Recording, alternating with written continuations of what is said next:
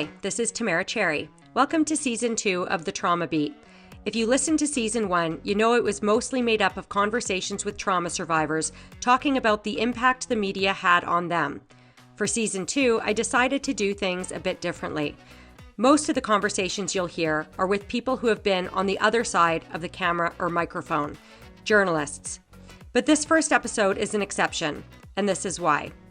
More than a decade ago, I was sitting on the floor of the packed media gallery at Toronto Police Headquarters, furiously typing notes into the iPad resting on my lap, shaking my head as then homicide boss, Staff Inspector Greg McLean, revealed details of a months-long investigation his team had dubbed Project Sugar Horse.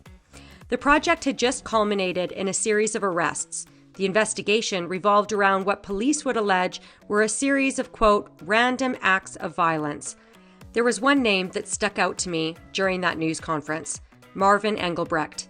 He had been murdered 11 months earlier in a neighborhood where I'd reported on gun violence several times before. And his murder was, the staff inspector said, a random act of violence. How could it be that I, the crime reporter for the biggest newscast in the city, was not familiar with Marvin's name or details of his murder until nearly a year later when it was revealed he had been killed at random? I was gobsmacked and ashamed. I carried that shame for many years. When I began researching my book, The Trauma Beat, A Case for Rethinking the Business of Bad News, and began considering why some homicides garner more media attention than others, one name was immediately top of mind, Marvin Engelbrecht. Why had I not covered Marvin's homicide when it happened? I wondered. The reasons I found are detailed in my book, but most disturbing for me was that I learned Marvin's brother had tried to garner media attention in the immediate aftermath of his brother's unsolved murder, but to no avail. The first draft of my book included a chapter entitled, His Name was Marvin Engelbrecht.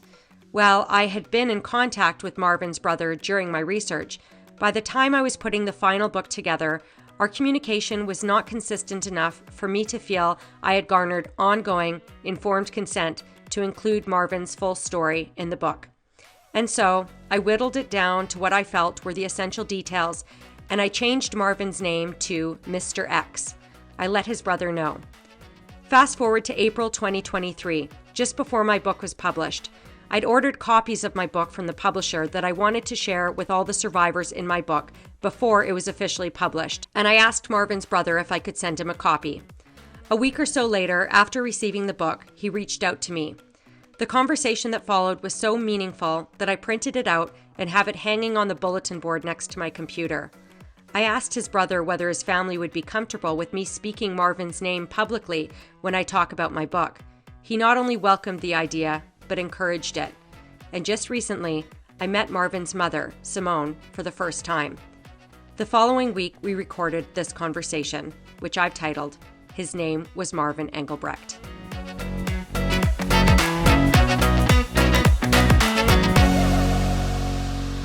Okay, Semon, I'm so excited for this conversation. Can you please start out by introducing yourself?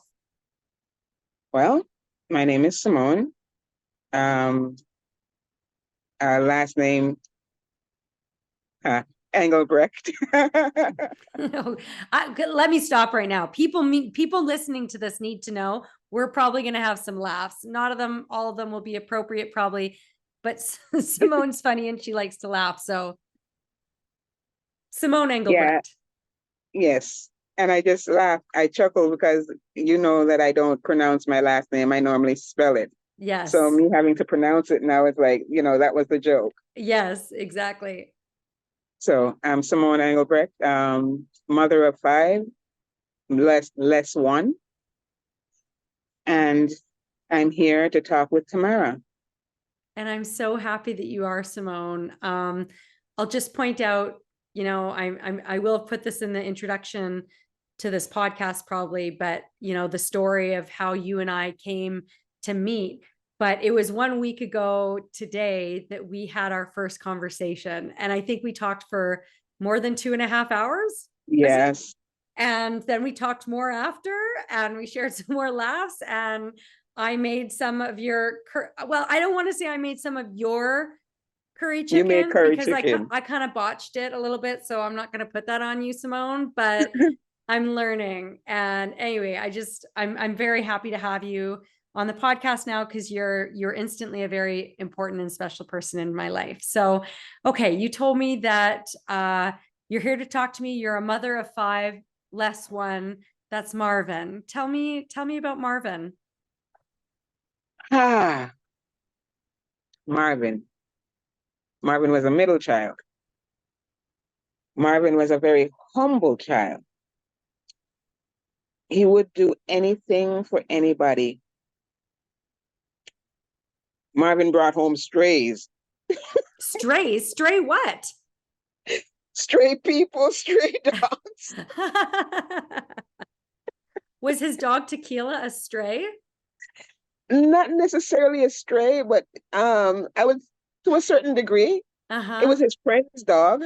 And the friend left the dog and never came back for the dog. Oh, wow. Oh, wow. So hence Tequila now becomes Marvin's dog because he fell in love with her. Yes. Aww. So he picked up, his heart was just in the right place. Yeah. You know, he was just, I don't know. There's so much that could be said about that child. He had potential. He had potential. He learned. He taught himself to play the drums. Right. When I remember he told me that he went to school and when he started playing the drums for the teacher said, no, play this for me. And he played it. And the teacher said, no, play that. And he played it. And the teacher said, there's nothing more that I can teach you. Wow. And how long did he play for?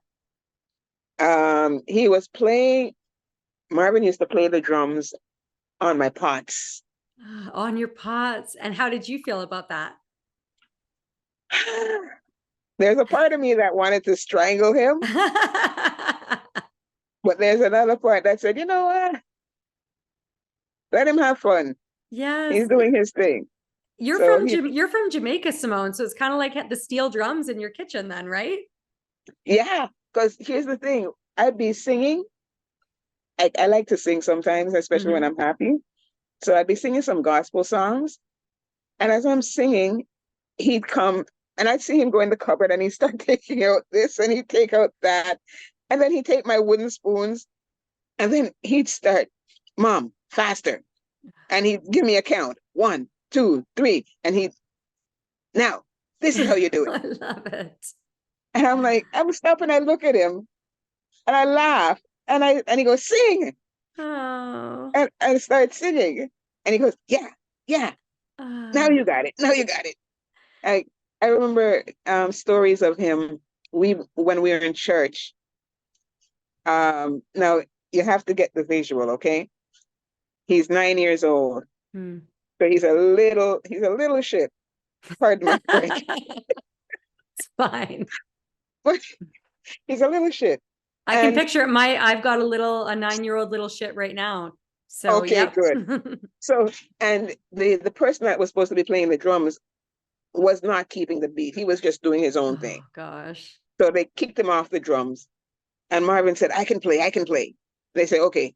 And they said, but if you mess up, you're coming off. Marvin said, okay. Marvin jumps on the drums. The seat is adjusted up to here. So he jumps on the drums. So he's like this. But with his elbows up in the air. And so he's sitting at the edge of the stool. And he's playing. Oh, I love it. Playing. So one of the ushers realizes what's going on.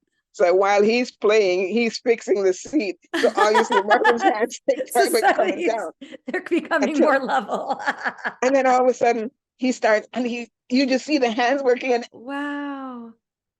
All you can see is nothing but teeth. Oh, the big smile. Oh, I love that. And he's looking over at me and he's like, see, Mom? And it's like, yeah. Oh my gosh, Semon, you smiling like that right now? Like, I've only ever seen one picture of Marvin, and it's the picture that has been like it etched into my brain forever. But you just look like him there, because I was just going to say before you told that story, I can picture little Marvin banging his drums with this big smile on his face, because this picture that I saw of him is just close up, wide grin, happy guy. His smile lights up a room. That room could be so boring, so blah. And as Marvin walks in, it's like, hey, what's going on? You know that Mountain Dew commercial? Which one? Say, the Mountain Dew commercial? Oh, yeah. Yeah. Yeah, that would be Marvin. That Little would Martin be him Dew right Marvin. There. Oh, I love that so much. So, Thank you so much for sharing that. Like that little snippet. I bet you have stories, endless stories of joy from Marvin. Yeah, I'll give you one more, because this one to me is extremely funny. He was about maybe 3 or 4 years old. His grandmother used to store rice in the basement because she ships barrels home to Jamaica. And I'd go downstairs and I'd see the rice has holes in it. I'd be thinking mice. That's what we were thinking. But then we're looking and it's not a bite. It looks as if somebody's actually poked it. So whose finger is strong enough to poke a hole in the rice bag? Okay, left it alone. One day, I happened to be coming downstairs, and I'm being quiet because I was just being quiet. Yeah, whatever. Girls allowed to be quiet every once in a while. It's fine. Thank you. Exactly. As I'm walking down the stairs, I don't know what possessed me to bend down and look. I bend and I see Marvin with his finger in the rice. So I said, hey. He jumps. And what are you doing? Nobody told me to. I said, nobody told you to what? Then I realized nobody told me to punch the rice. So I looked at the rice, and sure enough, it's exactly what I thought. And I said, how'd you do that? My son said, easy. And by the time I could say, don't do that, he poked another hole in the bag of rice. And was the rice just pouring out? It was just pouring out. A steady stream. I just stood there and I looked at him. And why do you do that? Why'd you do that? Nobody told me to. Oh my gosh. I'm like, you know what? I'm just going to leave that one right there. I love that. So he's not ratting out his brothers. If any of his brothers convinced him to do that, that's for sure. Yeah. Right. And with me, I honestly thought, I'm going to leave you with the voices in your head. Yes. Yeah. You have fun with that fountain of rice. Yeah. So at least it wasn't mice. I'll take a 3-year-old's little finger any day over mice getting into rice, because I've seen that before and it ain't fun. Okay, so Semon, as I mentioned in the introduction to the podcast, and I mentioned it just a moment ago, you know, Marvin's name has obviously stayed in my head, as you know, for all these years. And it's because I didn't know his name until nearly a year after he died, until police announced that he had been killed in a, quote, random act of violence. And I wonder, do you recall your feelings around the media attention, or lack thereof, that Marvin's case received in the immediate aftermath of his homicide? Like the months before police announced that it was a quote unquote random act of violence. Do you recall the media and your thoughts around that? I was PO'd. I was PO'd, because it's like, really? And I even thought, I expected at some point that they would find me. Even one of my children said, do you think they're going to come? I said, you know, if they know if they want to find you, they'll find you. So nobody found us. So it just made me think that, and I even said it to one of my children, we're Black. We're not important. Oh my God. Hmm. And my Not one reporter. not one, not one. Hmm. But I go back and I say that I'm a person that believes in everything happens for a reason. Mm-hmm. And I said, God knows why. I might not understand why, but God knows why. So I believe in leaving things in his hands. Well, I was telling you last week when we spoke that, most of the people that I've met who did have media attention in the immediate aftermath, they suffered under it because it was like they needed their space. It wasn't the right time to talk. And I mean, who am I to say? Maybe that was the reason. Like, no, it's bullshit. And that's why Marvin's name has stuck with me for all these years, because I always felt like I should have known his name. How did I not know his name? This young Black man that was murdered in a neighborhood where I had covered homicides before. How did I not know his name until 11 months later when police had that news conference? We'll be right back.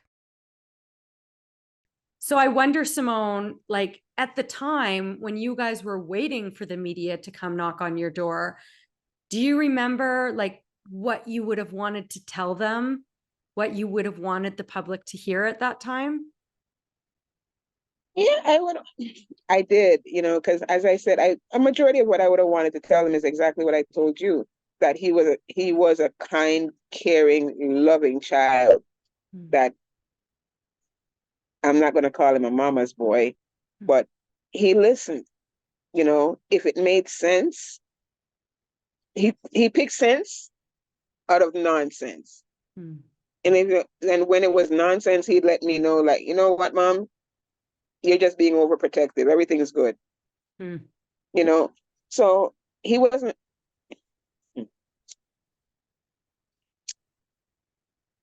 he wasn't the child that I really worried about.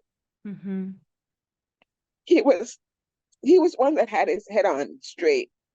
When everybody else was going here and doing this, Marvin would look at them and then, I'm not going anywhere. I'm not doing that. You guys are crazy. Hmm.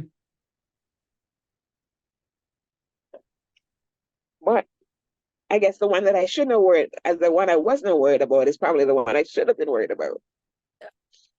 But he gave you no reason to worry. No, He did he really nothing didn't. to contribute to his death. Not that anybody ever deserves to have their life ended in that way, no matter what they're into or what they're doing at the time. But Marvin, we know, and you probably knew very early on, just knowing your own son, that he, he had done nothing to make you worry, and there No, was no no, reason. no. He was a good kid. Yeah. He really was. And he was he honest. I keep saying this, that he was just walking his dog, Yeah. just walking his stray dog. Well, not stray anymore. Very much his dog by that point, right? Oh Tequila yeah, was. yeah. Um, Remember when he brought Tequila here? He was hiding her for one point, and I wouldn't have him bring her here, and then he just bought bit the bullet and brought that Land Rover into my house. Land Rover. That's what I called her, a Land Rover. And I You looked just at him and I tore asked through. him, where are you going with this Land Rover? Uh, He goes, what are you talking about? I say, that's a Land Rover. That's not uh. a dog. Yeah. She And was that big, Land was Rover, she? oh, she took over the whole couch. Aw. On 4 feet, she's right up under my boob. Oh, wow. On 2 feet, she's at least 6 foot. Wow. But she Yeah. stole your heart, right? She she did. She really did. And it's like I got to realize you're a you're a kid Yeah. in 4 foot mode. In 4 foot mode. Quick with 4 feet. Yeah, you knew your way around kids by that point. You had five of your own, and They just all had 2 feet. This one just had 4. Yeah, I remember one morning, and this is when I fell in love with tequila. I'm in my room. Marvin went out, and he left her here. He was supposed to come back the night to look after his dog the morning. He didn't come back. He leaves this dog. Then he calls me from wherever he is. Can you take her out for me, please? Like, why do I have to be the one to take out this dog? It's not my dog. Mom, you have 2 choices right now. You either take her out or she poops in the house and you have to clean. Like, you know what? I lay there and I'm like, I'm not doing it. I'm not doing it. I'm not doing it. And then all of a sudden, I heard the piping on my Chesterfield. Oh my gosh. I heard, and the first thing the piping, that's the piping on my Chesterfield. Oh God. I came out and she ripped the piping right off the Chesterfield. Oh, tequila. No, not the piping. And then she sits there and she's looking at me like a kid that knows it's in trouble. But please don't punish me. Just take me for a walk. And I just looked at her and I said, yeah, okay, just hold on. Oh. I went through on some clothes and I brought her outside. Oh, And that's when I realized that this Land Rover got my heart. Yes, too bad it wasn't a real Land Rover, because that would have been fun to drive around the neighborhood, right? Come on now. Come on now. Okay, so like you've painted such a beautiful picture of Marvin, such a good heart, taking in the strays, all that stuff.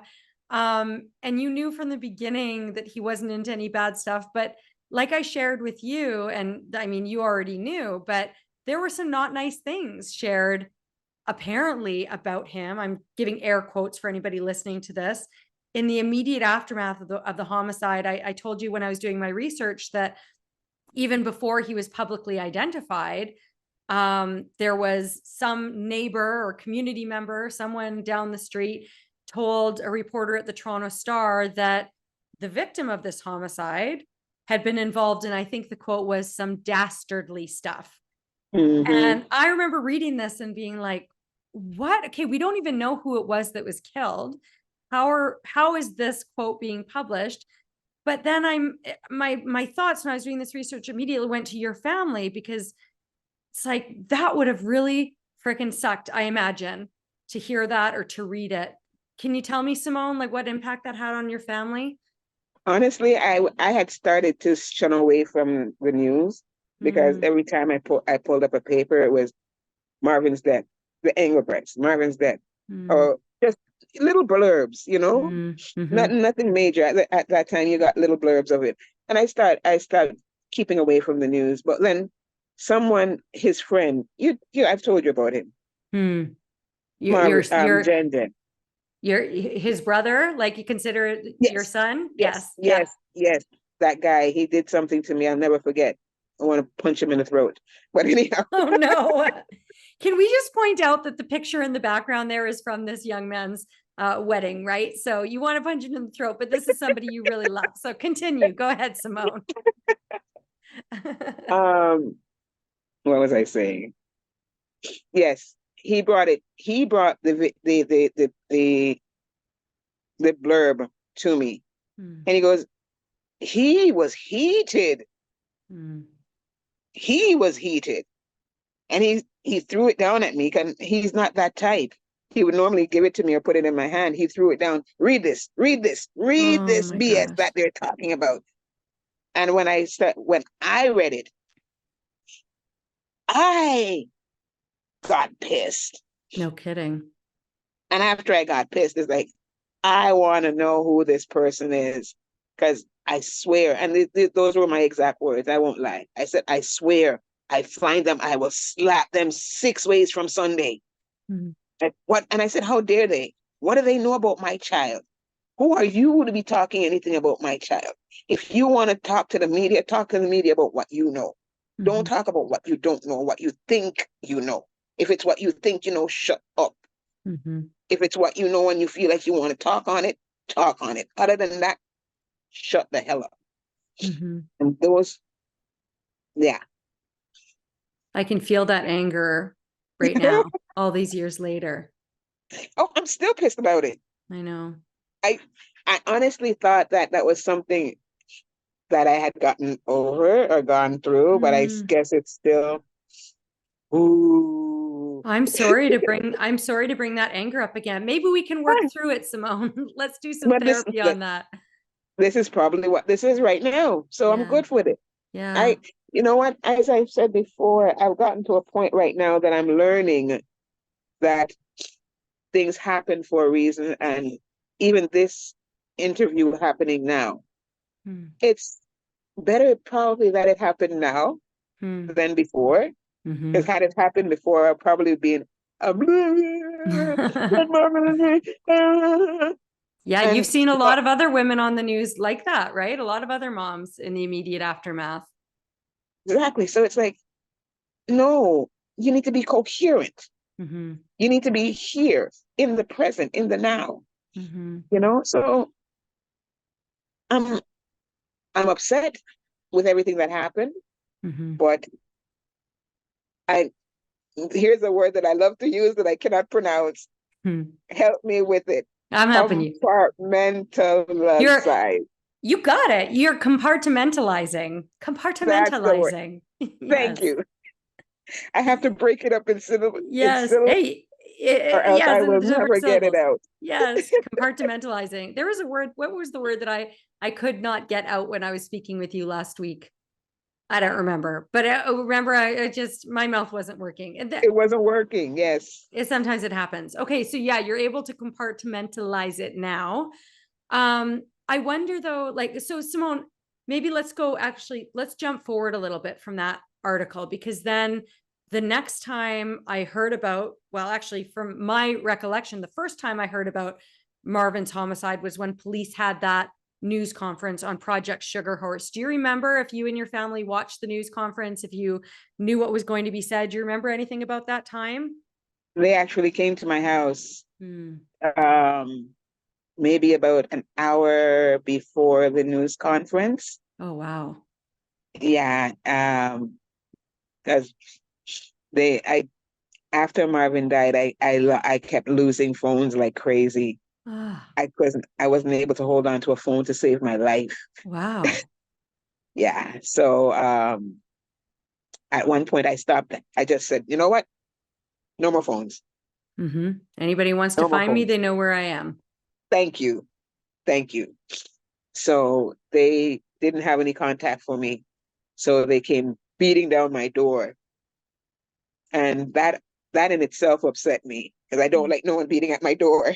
Mm-hmm. Yes. You know, helping me pay my rent, don't beat my door. Yes. Anyhow. But they beat my door like the police do. I went in, I opened the door, and I don't even remember the officer's name.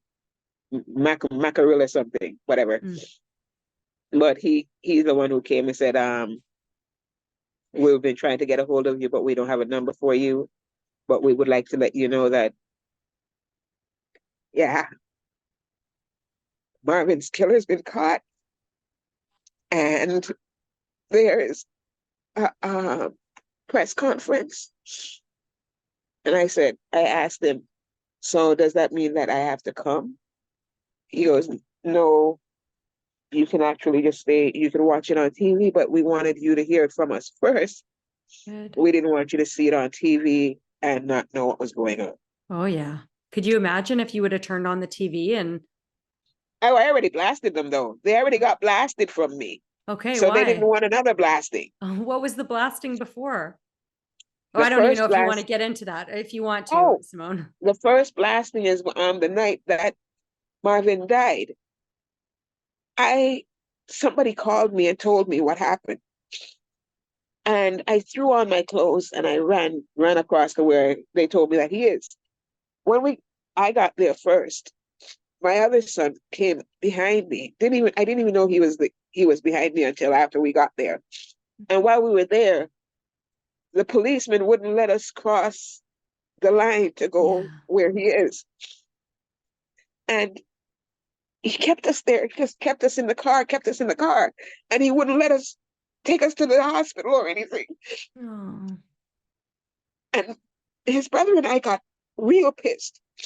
And I think he realized that something was going to happen. Mm-hmm. So he started radioing to his supervisor. Supervisor says, bring them. When we think that we're going to the hospital, they're taking us to the police station. Oh. After they take us to the station, they start questioning us. Now, I got pissed off and I said, what the hell are you questioning us for? Where is my son? Mm-hmm. Okay. Now they want to make sure that I'm not a part of how did you know where to come? How did you know this? Da da da da da da da da. And I got again, it's like, you know what, enough of this. And then they took us to the hospital. When we got to the hospital, a policeman met us at the door. And I remember him talking to my son because my other son, my second son, met us at the hospital. Mm. And he was talking to them and telling them. I remember him saying that you don't want your mother to go in there by herself. You don't want her going alone. Mm. I'm like, okay, what the hell is going on? Because in my brain, it still hadn't clicked. It's the dots still hadn't been connected yet. Yeah. It didn't even dawn on me. Sunnybrook, trauma hospital. You know, anyhow, I saw the two brothers debating between themselves, blah, blah, blah, and I just looked at them and I pushed like Moses parting the Red Sea. You push them apart from each other. Yes. Moses, Simone. The Moses. Moses. We'll be right back. So I parted the Red Sea Mm-hmm. and I went through. And when I went in, as I walked in, I saw a policeman sitting right across from it, right across from his room. And I walked in. And when I walked in, the nurse told me that he just passed away. So I was like, and I remember when they said that, I felt my knees went weak, Of course. and it couldn't bear I felt like I weighed a ton, Jeez. and my knees couldn't bear the weight, and I fell to the ground. And the only thing that grounded me at that point, my hand touching the ground, and the coldness Mm. of the ground is what made me realize what was going on. And Mm. even to when we're leaving the hospital and everything, it did it didn't register. It didn't register. Of course. It didn't click. It didn't click until after I buried it. Mm. When I saw the casket going down in the ground, that's when, Oh, well, not even a little before that. And certain things in life you just don't forget. no Uh, kidding. when they were taking him out of the church, they something I was supposed to do.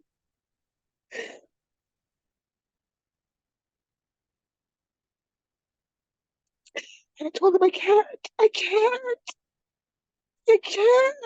Mm-hmm. And I remember my cousin coming over to me and telling me like, you don't want to, and I know you can't, but you have to. And when they closed the casket, I never felt such pain in my life. Yeah. I literally, I let out a gut-wrenching scream. And I think anywhere anybody was, if you were in Saskatchewan, Mm. you would have heard it. Mm. Yeah. And it's the days after that. It's the days after that. Mm. It was the days after that that were hard. No kidding. You know, he'd come home in the evenings, at night, wherever he was, he'd come in. I'd be in the living room watching TV, or sometimes the TV would be watching me. Mm. He'd come in. Even he has a knock that he does, and I tell his brothers, don't do it. He has this knock. Bum, bum, bum, bum, bum, bum, bum. I know, don't have to ask anybody. I know who that is. Mm-hmm. If the door is locked, that's the knock that he does. I don't have to look through the peephole. I just open the door Mm-hmm. because I know that's his knock. So after he passed, when he comes home at nights, if I'm sleeping, he would touch me and go to your bed, and he'd turn off the lights. So for maybe about a good 2 years, Mm. this is how corny the brain is. This is how corny the brain is. For about a good 2 years, I slept in the living room Mm.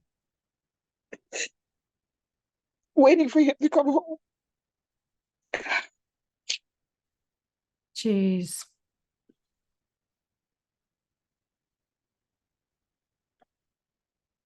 Yeah. I hope you have a I remember, comfortable couch, Semon.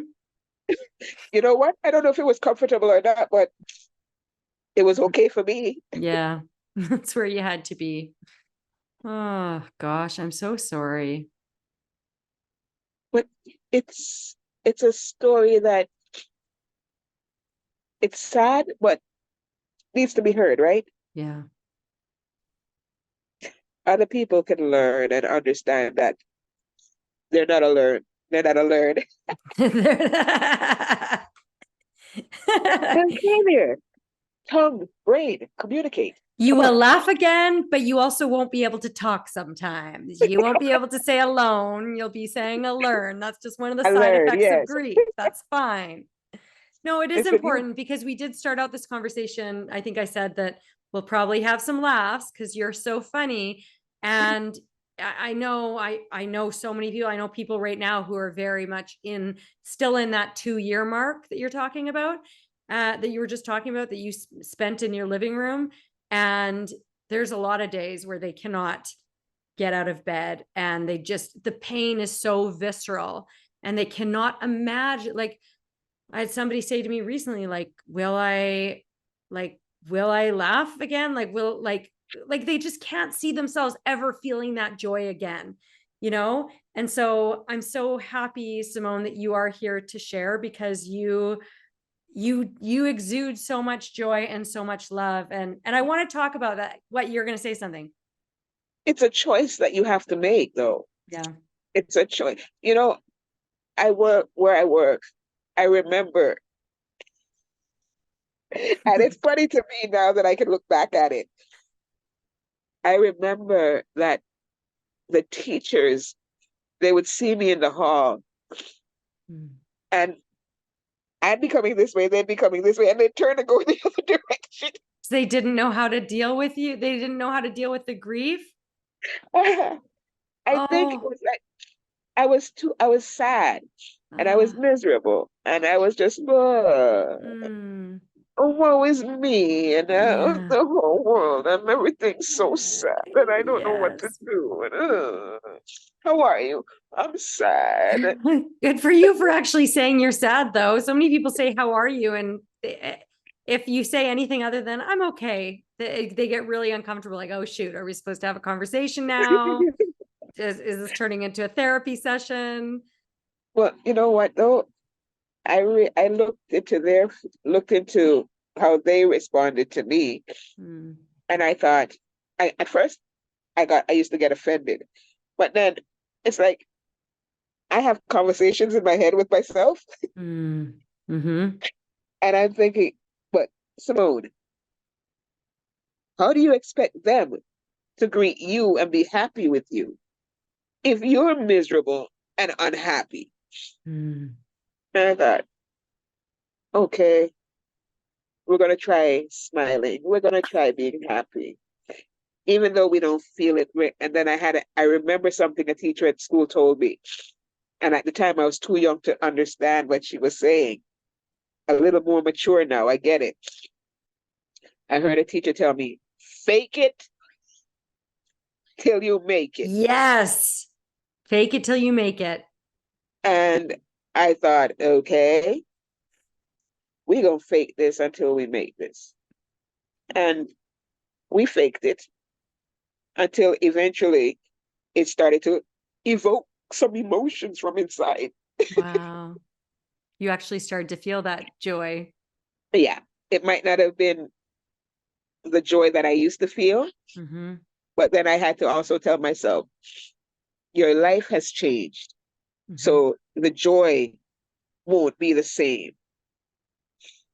It'll be joy, but it'll be a different joy. Mm-hmm. It's a new joy that you're building, basically. Mm. And that's where, you know, when we'd have Christmases or Thanksgiving or Mother's Day or any of those little events, those used to be my biggest triggers. Mm-hmm. Because it was like, even his birthday, those were triggers for me because I have 4 kids and now I'm missing one. And it's like, okay, Semon. And, even to go back even further, his oldest brother said something to me. And it was like, I took it in. I was smoking my spliff when his brother said it. And I was inhaling. And when his brother said it, I was like, he made me choke. And it's like, what did you just say? And he goes, yeah. He goes, and he said, have you ever stopped to think that Marvin's work was done? And that's why he left? And when my son said that, I was like, an epiphany. Mm. I was like, it makes sense. It makes sense. Because if your work isn't done, you can't leave. No matter how much you want to leave. If your work's not done, you're going to have to, if you're suffering, you're going to have to suffer it out. If you're happy with it, you're going to be happier still. You just got to work it out. Mm-hmm. And when my son said that, it was like, wow. Wow. And that's all I could say. I had no, for a woman that usually has like 50 million and one words in her mouth, Mm. I was left totally speechless. Brought you some peace. Yeah. A few things brought me a peace. And what works for me might not work for the next person, but that's where I also learned gardening. Mm. Which is what you were just doing before we started this chat, Yeah. right? Yes. I find it therapeutic. Yes. And it's just all over relaxing. It's It that takes me mindfulness, right? Because you're paying attention to now. Yes. It's also nourishing, right? Like you're nourishing the earth, you're nourishing your body with these beautiful vegetables that you're growing. Come on. You're And nourishing your bird, Lucky, who we haven't talked about yet. Maybe we'll get to poor little Lucky. oh, he's in his own world right now. Okay. When he's ready, he'll more than likely come out when he's ready. Yeah, I'm excited to see him again. Okay, so Semon, then if you're comfortable doing so, if we go back to that day of the news conference when police came out and said his name at this news conference, they said Marvin Engelbrecht, and they said random act of violence. Do you remember feeling like, not that it was needed, but any like vindication or like wanting to scream at people like you see? Did that do anything for you? No? Nah, nah. At that time, it was like, you know what? Two fingers way up. Yeah. You know what? Screw you guys. I don't, and this was my thought. I don't need your validation Mm-hmm. of what I know about my child. Whatever you think, you will always think it. It's Mm-hmm. not what you think that matters, it's what I know. Mm-hmm. And as far as I'm concerned, y'all can go to hell. Mm-hmm. And that's what I thought about them. Mm. And after I told them that, they weren't even a second thought Mm. until they made the mistake and came into my neighborhood. That made me have to open my mouth. Who, the police? The police, the drug, uh those people that talk every time they talk, politicians. Oh You yeah. know they're Oh lying when yeah. their Yeah. lips We were move. talking about this last week, right? Yeah, Okay, them so yeah. politicians, they're lying when their lips move. Yeah, so you were telling me last week about this community meeting that happened in the Yes, aftermath of another homicide. And yes, you had some stuff to share. And yes. let's talk about that because you have thoughts. I mean, I have thoughts too, but I want to hear from you on how the public treats murders of young Black men compared to, say, murders of young white women or girls. And it's obviously, I bring a certain perspective as a member of the media on how much attention we give to one over the other. But as a mother who's grieved this, like, what did you want them to hear? And what do you want people to hear now about that? What I said then is like, you know what? One life doesn't trump the other. You either treat everyone equally, or you don't bother with no one. And this is what I said to them at that time that they didn't too care to hear, because I cleared the room. I don't know. I have a tendency to do that when I open my mouth. There are worse ways to clear the room. Okay. But I had to let them know that, this person died. And all you can hear from the top to the bottom is person's name, person's name, person's name, person's name. What about all the other murders that happened in here? What about all the Black men that have died? You don't hear their names coming up. I said, you don't hear, and I mentioned my son and other people's sons that have died in here. I don't hear you guys calling up their names, but I hear this one name all the time, right through from the beginning to the end. That's the only name that seems to be called. And well, when I had some of them while I was speaking, they got up. Excuse me, pardon me. All right, yeah, I'll talk to you later. I gotta go. Yeah. Like, that's And astounding to me that people would not like lean into what you're saying, that they would take that as an opportunity to walk away. yeah.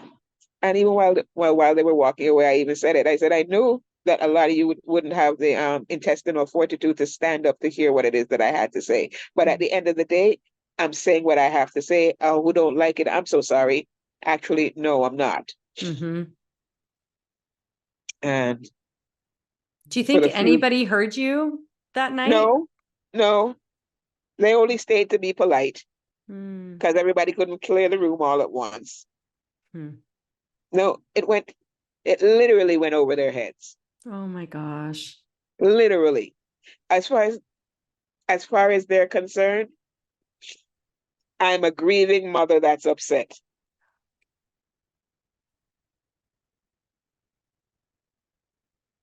That's one that is right there. Just listen It's to like her, the trope, humor like her. a hysterical woman. Yes, yes. Just humor her. Humor Yes. her. Oh. Humor her, hear what she has to say, and eventually she'll go away. Mm-hmm. So that's what I got from them. We'll be right back. So say it again now then, Semon. We're many more years down the road. You're clearly, I mean, you weren't just a hysterical woman back then or a grieving mother then. Your I still words say it had now. power then. So tell me again what you want people to hear. That, as I said, all lives are equal. You can't put one above the other. Treat everybody the same. Like if a Black person is murdered, treat it the same as the Chinese person that's murdered. Treat it the same as the white man that's murdered. Treat it the same as a native Indian that's murdered. Treat them the same. A prostitute, my God, Mm-hmm. if a prostitute dies, she's somebody's child. Mm-hmm. It's not because of the profession that she might have chosen. She's still somebody's child. Mm-hmm. Like, come on. Yeah. That's my thing. Like, treat them all the same. Don't put one nation or one nationality or one color over another. Yeah. Everybody's the same. We all bleed red. Like, unless you're a blue blood. And even then. Even then, it's still technically red. So Semon, I mean, what you just said is such an important message for journalists, for police officers, for politicians, for members of the public, period, who might be whispering, behind your back or whatever. I think it's such a powerful message. What about, like, do you have a message for when we think about trauma survivors, homicide survivors, victims talking to the media or wanting to share or not wanting to share with the media? Do you have advice for like victim service providers? It's different in every jurisdiction. I know Toronto has victim services, VWAP, or investigators, or anybody that could have like helped you more with the whole aspect of being forced to suffer on the public stage. Even though the media wasn't knocking on your door, your grief is very public, Marvin his name is in the media. Is there anything that could have made it better for you in any way, do you think? I'm being mindful of the fact that you have said, you believe things happen for a reason. You know what? Maybe had this question been posed to me maybe a few years ago, I would have said X, Y, Z, A, B, C, 1, 2, 3, blah, blah, blah, blah, blah, blah, blah, and probably listed off 1,000,001 things. But I've had time to grow. I've had time to heal. So it's like all the little things, little trivial things that would have bothered me then. I've grown, I think. I'd like to think. You've grown, yes. Yeah. Okay, let's talk about that growth then. Tell me about the L's in your life, the lessons. Yes, in everything. As long as I have adapted the law of attraction. And you think positive thoughts, put positive vibes out into the atmosphere. And I've learned that things that happen to you aren't losses. They're lessons. The only way they become a loss is unless you allow it to go over your head and you keep repeating it again. Then you've definitely lost, because the lesson that we were supposed to learn got lost in translation someplace there. And live the best life that you can. Like, tomorrow's not promised to nobody. Be the best version of you that you can be. I might think I don't believe in competing with you. I believe in competing with me. Because at the end of the day, I am my worst enemy. Right? And if I can fix that and fix me, then I really don't have to fix you. Does that make sense? Yes, for sure. Because you shouldn't care. Like, you and I were talking about this last week. People, whoever's listening to this conversation, Simone and I talked about like everything under the sun last week. Very little about what we were going to talk about today, but you and I, we both talked about how we don't care what people think unless I really care about you and I respect your opinion. then you can think about me whatever you want. You can just like, whatever, say whatever you want. If you're not in my orbit, if you're not one of my people, I don't care. Keep it moving. Yes. So Just I keep it guess moving. that brings you to another L, love yourself, right? You love the people around you, but you're really talking about loving yourself. Yeah, you have to. You have to. Like, I've learned you have to love you. In order to love somebody else, you got to first love you. If you don't love yourself, then how do you know how to give love? Mm-hmm. You have to have love for yourself in order to give love to somebody else. Hmm. Are these all lessons you think you learned, like going through grief and, having to ride this like trauma wave and be slammed down by it so many times? And the fact that I have other children that I had to check my feelings Mm-hmm. to not, you know, my youngest one, he's 22 now. Him and Marvin were like this, Mm-hmm. like two peas in a bloody pod. Okay. Mm-hmm. Amos and Andy. Any other ones that you can think of?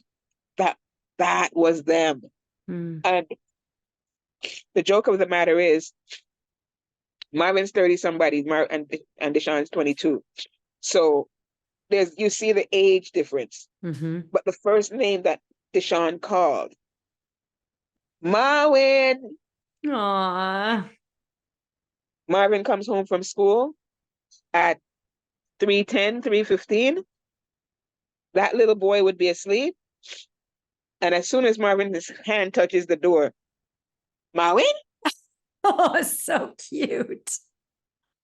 Like, oh wow. So Aww. him were like this. All right. Mm-hmm. When Marvin passed, that one took it real hard. God, I can't imagine. Like, even I remember even at the funeral, he didn't cry. And even though I was going through my own grief, I still had eyes on him. And I'm watching because it's like, okay, at any time I'm expecting to have to go over and do the mummy Yeah. thing.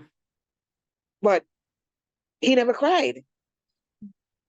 And that started to worry me because it's like, hold up, why isn't this little fart crying? This little fart. You In know, your grief, through your tears, you're thinking, why isn't this little fart crying? like, you got to section it by section, man. Yes. That's why we're women. Hello. Yes. Very efficient. That's Yes. why we're women. Yes. Come on now. We You do can. what we need. We know what we need to do when we need to do it. So you know what? True. Suck it up. Yep. Deal with that. We'll come back to this. Yes. Take care of the little farts and then take care of yourself. Yep. There you go. So and I was, But you then know, also, you can't take care of the little farts unless you're taking care of yourself. come on, girlfriend. You know this. So, and I watched him, and that was one of those things that I realized that, and I had people talking to me because I won't lie, I had a good support team. My pastor at the time, he helped me to put things into perspective. Yes, you've lost one, but you still have four. Uh-oh. I'll call you. Oh. Okay. Oh, no, I got you. All right. I was telling You my said, pastor yes, used to tell you me that have one. I've You lost lost one, one. but you still have four. Mm-hmm. And three of them, he says, three of them, mind you, might be grown men, but they still need mother's guidance. He goes, the one that needs you the most, you aren't of any use to him if you're just sitting down and indulging in this. He goes, you got to start moving, start doing something. And when he said, I gave him a little attitude. What do you know? Exactly. So, but I'm the type of person, even though I might tell you, I'll stop and I'll think about it. Okay, Yeah, all right. Makes a little bit of sense. You're All filing it right. away. Yeah, one day we'll try it. Mm-hmm. And eventually, baby steps, Mm-hmm. you know, we creeped until after the creeping, we did a little one step. Mm-hmm. Probably fell down a few times, but well, got back up until we were able to, as we Jamaicans say, loney. What's that? Loney? Yes, where you can stand by yourself. Oh, like alone? Yes, Come from that? Loney. Oh, I like yes. that. So, and then from standing by yourself, you know what comes next, right? What? The one step. The one step, One step. and then after the one step, you can't go down now. You got to do the next one. Yes. You got you got to put the next one in front of the other, right? Mm-hmm. So, and even if you fall from there, now you're walking, you're going to get back up again and you're going to try again. Mm-hmm. And I reckon my my coming up from that to being a baby, because the only way to go from where I was is up. Oh, yeah. I mean, you're already down. How much further down can you go? I imagine there were many ups and downs. I imagine you fell a lot before you were able to feel stable on your feet. Oh, yeah, like a baby, Yeah. like a baby. And, the stability came. Mm. But like a baby, it took work. Mm-hmm. And So, Semon, tell me, where do you find joy these days? if I tell you, will you laugh? Probably, knowing you. Yep. All right. Church, Hmm. church. Hmm. I I enjoy going to church. It's it's been my go-to. Like, I took a course a couple of years ago, and it said it asks you your strengths and weaknesses, and then it tallies it all up, and it tells you on what side of the spectrum you fall on. Mm-hmm. So when they tallied up mine, it said that I'm a very spiritual person. Mm. I'm like, interesting. And then I stopped and I looked at it and I said, it actually got it right, because I do believe I'm very spiritual. I believe in, I believe in, like I told you, threes, like little signs. Okay. Like, you don't have to, one person doesn't have to tell you something. If you hear three people tell you some different things at the same time, Mm-hmm. there might be some truth to what's being said here. Something's, the universe is trying to line you up and tell you something. Listen, Mm-hmm. hello, listen, listen, listen. Mm-hmm. You know, it's just and that's the little things that I've learned, and just enjoy life, man, and love your people that you have around you. My children now, we don't end a conversation without "I love you." Mm-hmm. You know, I wasn't the huggy type, and I hug the hell out of them. Mm-hmm. I don't care how big they are. I grab them and I hug them, and I tell them that, dude, take it. Because the day's gonna come when you're gonna wish. I wish mom was here to hug me, and I wish mom was here to bug me. And so take it now that you're getting it. You know, am I? Mm-hmm. And that's the thing. Just take it. Love them. Love everybody, and be grateful. Be grateful for every single thing, whether it be big, whether it be small, no matter what. Just be grateful, man. I I've learned, I've accepted the attitude of gratitude, Oh, I love that. and Yeah. once the attitude of gratitude is the fact that you're grateful for everything, whether it be negative, whether it be positive, whether it be in between. Mm. I'm just grateful, Yes. you know, And Grateful for the negative. How do you find, that's hard. yeah. That Is bad it boy about, right there. the whole message, what you were sharing earlier about there's no losses, there's lessons? Is it Yes. about finding the lessons in the negative and They, being grateful that you learned that? there you go. That's it right there. In yin and yang. Mm-hmm. They're in the yin. I was looking at it the other day and I'm like, wow, that fascinated me. Mm-hmm. In the yin and the yang. In the black, there's a speck of white. Mm-hmm. In the white, there's a speck of black. Mm. And I heard somebody tell me this one, and I'm like, that's when I looked at it, and that's when it makes things don't always make sense when Yeah. people tell you it. But you file it away. And eventually it's like I find that I get uh revelations, what epiphanies. Mm. That's the word. I find that I get epiphanies sometimes. It's like, oh, Yes. It that, lands. Mm-hmm. and I was I was in the back of an Uber when I saw the yin and the yang, and it clicked in my head. And you know me, I'm not the type that can say, oh, Mm-hmm. it excited me. And I was like, oh, wow, I get it. And the driver's like, what happened? Is everything okay? Do you need a water? Do you need a bottle of water?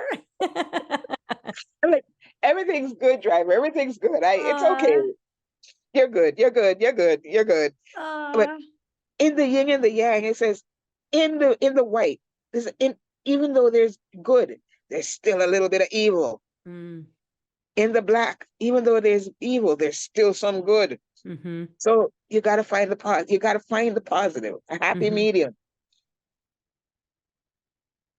I need to just share with anybody listening that you don't just find your joy, Semon, you share it, because even though you and I have only met, quote unquote, face to face, this being one of the times twice now, I know that you're the woman that sings on the bus. Oh yeah. You I sing dance on on the the bus bus. too. Yes. You are not only a mother who cooks delicious curry, among other delicious meals for her kids and grandkid, just the one? Grandchildren. Grandchildren. I've got two. I got my granddaughter was here today. Oh, how old is she? Look at your face just lit up. You were like a proud grandmother there. Oh, did I lose you? There you are. Everybody wants to call me. All of a sudden, I'm so important. You're always so important, Semon. The Sorry. universe is just reminding you of it. As you were saying, thank you, You darling. you said when you just mentioned your granddaughter, your face just like lit up. My granddaughter was here today. How old's your granddaughter? My granddaughter, believe it or not, is 17. Oh, Yeah. that's So awesome. I'm so happy. Oh, right. I knew about your granddaughter. Yes, of course. Yeah. yeah, man. She's the apple of Gram's eye. Oh, I love that. Graham. Yeah. So Semon is not only someone who feels joy even after all the pain, she feels the joy and she shares the joy. And I think I told you when I messaged you in our string of messages that we exchanged after our very long conversation last week that I think I had been having a pretty shitty week and you put such a smile on my face. I think that when you and I started talking last week, literally within 10 seconds of our Zoom call starting, you had me laughing. And I was like, oh, I love this woman. Oh, I needed her in my life. You know what? Honestly, it's not something that I even try to do. It's just my personality. It's just who I am. Mm-hmm. If I was supposed to try to be funny, I think I would be the most non-funny person that you've ever met. Yes. Right? But I'm the same. Oh, there you are. There you are. Okay. I think Anthony, Anthony. Oh, Anthony, your yes, mom. Your mom is on a Zoom call, Anthony. Leave her. Okay, Semon, we can't end this without taking a look at Lucky. Can we see Lucky? For anybody that might be watching this. Come here, Lucky. Come here, Lucky. Come here, buddy. What kind of bird is Lucky again? He's a condor parrot. A what? A parrot. Oh, parrot, right, of course. Yeah, remember last week when I'm like, oh, what kind of bird is he? And I'm like, why am I asking you that? As if I know different types of birds. I don't. Parrots, I know. Come. He doesn't want to come. Oh, that's okay. Let Lucky be Lucky. Lucky just wants to mind his own business right now. That is another way that you bring joy, by the way, Semon, by talking to people with Lucky on your shoulder and then Lucky on your head and then Lucky's like butt in your face, and we can be talking about something so serious and you've got this bird on your head and I just love it. Can you see him? No, I can't even see you. Oh, it's because you've got your background on. I need to see you closer up. I'm trying to get Lucky to get you to see Lucky. Lucky, where are you, Lucky? I'm seeing you in your beautiful blue dress. Okay. I can't get him. That's okay. He's off in his own world. He won't even, I'm trying to put the perch under his foot and he's looking at me like, what do you think this is? Did I say I needed a perch under my foot? Yeah. I'm happy over here. He's just chilling in his own little corner looking outside. Oh my gosh. So, whatever, Lucky. Okay, Semon, like the world is trying to guy. Huh? It's a typical guy though. Oh, yeah. I'll do it when I want to do it. And if I don't want to do it, then you can't make me do it. Yes, yes. But we love Lucky still. Oh, we do. Lucky's the other big L in your life, right? He is. He really is. I love him. I love him. And I'll never say this to them, but I'm grateful. I'm grateful to my son and his girlfriend for helping me buy him. Aww. But I'll never tell them this. You'll just feed them a lot of good curry chicken.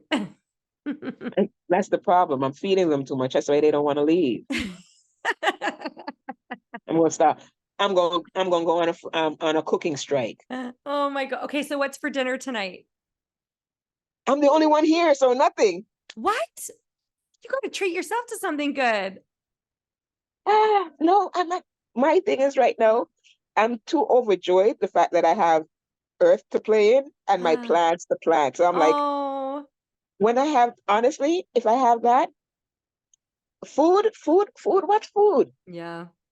Like, I mean, the thing that you put in your stomach that goes in your mouth and that, the stuff you're growing while you're gardening out there. Are you going to go finish your gardening right now?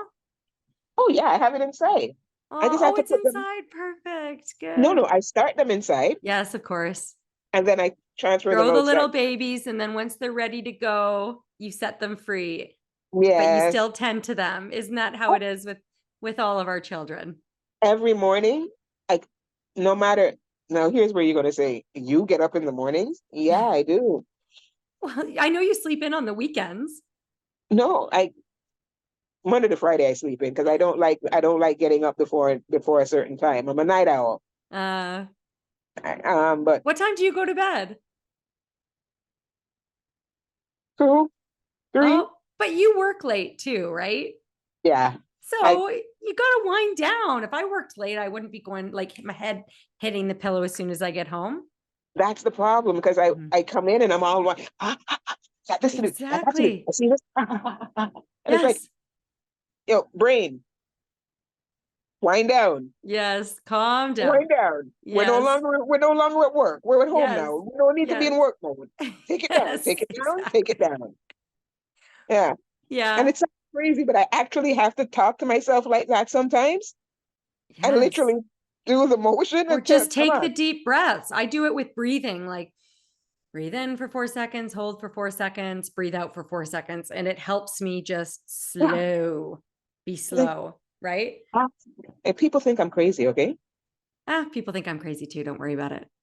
Yeah, it's not, their thought don't matter. You know why? They're not important. Exactly. And I kind of am crazy. So I'm like, you're right. That's okay. And my sentiment is you have to be a little loopy to live in this world. Yes. Yes. I find people who are straight-laced, I normally, anytime I see anybody, no, and you can't take a joke, and I say, take the stick out your butt. Yes. Take that stick out your butt. You're too straight. Take the stick out, then you'll be able to relax a little. Yes. Yeah. Sorry. You don't want to be, you don't want to be boring. That, I mean, that's actually we've trained our kids well enough that to insult each other, they say, you're so normal. I'm like, yeah, you get them. You call them normal. Let's be That's right. weird. We're all weird together, but we're not Come the on same kind now. of weird, because then that would be the normal thing. Okay, Semon, I know you have the world trying to get a hold of you right now. Are there any lasting words that you want to add? Anything we haven't talked about you want the world to hear about anything in life? I'm really putting you on the spot now. Well, because I'm a spiritual individual, I'll go the spiritual route. Pray. Talk to the big man upstairs. I don't always call him Jesus. I don't always call him Father. Sometimes I just look up and I say, hey, hello, talking to you. Sometimes I say Dad, Father, Big Brother. But I have found, for me, that having a relationship with the big man has really helped along my journey. Because there have been times in here, and I won't lie, I remember one day I was in here and I got so angry. And when the anger built up in me, I said, God, I'm pissed. I'm so pissed. And I started telling him why I was pissed. And I told him that this woman can go to wherever her son is and talk to him. I said, I have to go to a burial ground to talk to mine, and mine can't even answer me back. It hurts. I said, it hurts, God. And I don't know, just talking to him, I know he heard me, because whatever that anger was, I know angry no more. Hulk no smash. Hulk no smash. Yeah, we should point out that one of your nicknames from, who was it, your kids? She-Hulk? She-Hulk, yeah. Yeah, right. So Hulk no smash no more. Oh, I love it. You know, and this is why people think that God, they say God doesn't hear, God doesn't answer. He hears. He does hear. He does answer. You just have to be on the same frequency. You know, like catching those lessons. Catching those lessons.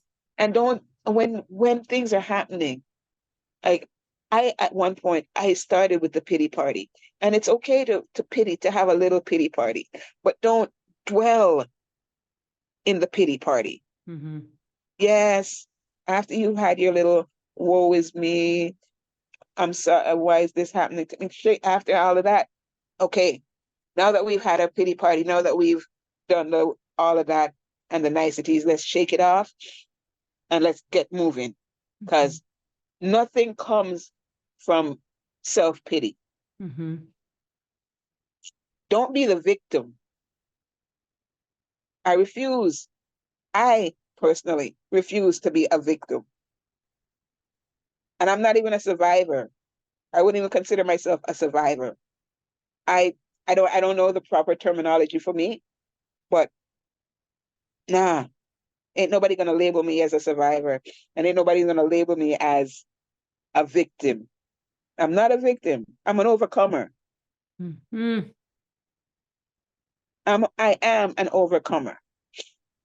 Because I say to people, this was the hardest thing I've ever had to do. Bury my child. I don't think no parent wants to bury their child. And no parent should have to bury their child. Children bury parents. Parents don't bury children.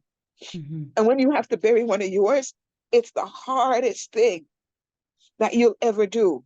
And I can guarantee you that there's nothing harder. Anything after burying your child is a walk in the park. any other problems that come up after burying your child, you can face it, you can handle it, you can deal with it. Mm-hmm. Just don't, woe is me, I'm sorry, it shouldn't have, da. Nah, don't worry with all of that. Do whatever little you need to do. And after you've done with the little that you need to do, suck it up, buttercup, and get with it. Suck it up, buttercup. And then maybe So- come on Tamara's podcast and cry. even when you told Tamara to not make you cry, and she did it anyway. She did it anyway. I don't know what I'm going to do with her. I'm sorry. But it's all right. Semon, It's all right. It's all right. thank you so much, like, for sharing your heart, for sharing Marvin with us. Like, just I every time we talk, I want to hear more and more about him and get to know this young man he's held such an important place in my heart, as has your whole family, for so many years. And I'm just so grateful for you. And on behalf of anybody who's listening to this, watching this, thank you for your lessons. And the biggest one I'm carrying away from this is there's no losses, there's lessons. Always lessons. And always be grateful. Yeah. Always. Because gratitude opens doors and it makes room for more. So true. Should have shut up my mouth, but thank you, Semon. Namaste. I love you. I'm sending love to you. Come on, girl. You know I love you.